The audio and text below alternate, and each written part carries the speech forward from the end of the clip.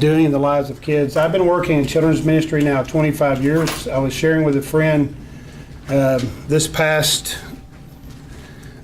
I guess it was, that the last 12 have been quite amazing, because I began to see and witness a move of God that's been quite significant.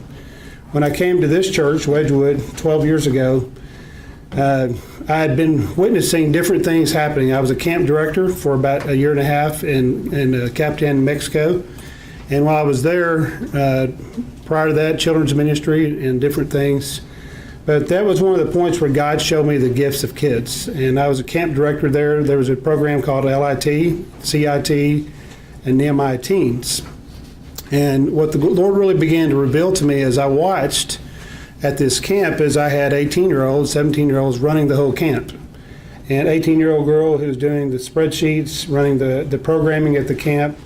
And I was really amazed. They were leading all the campfires. They were doing all the devotions, led all the kids to Christ, horseback riding, rappelling. All this stuff was college age and youth and teenagers. And we had about 80 grade school kids there. And at that point, the question became in my heart, well, is this for kids too? And as I began to go to conferences, international network with children's pastors, things like that, I began to see something that we were not doing as Baptists. Sorry about that. But other churches were beginning to really recognize kids and equip them in their churches for ministry. And so as I saw this at these different conferences, when I came here, I had a wide open spot in the summertime. I wasn't interfering with any programs. And I thought, well, we're going to try this. I'd written a book called The Journey.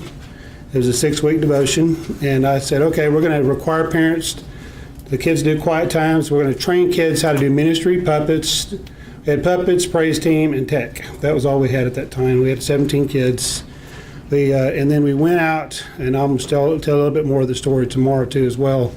And I took them on a retreat about 2 weeks after I started, taught them how to share their faith, went to an apartment complex, a couple weeks later, Woodway on the Greens, which is about 5 minutes from here.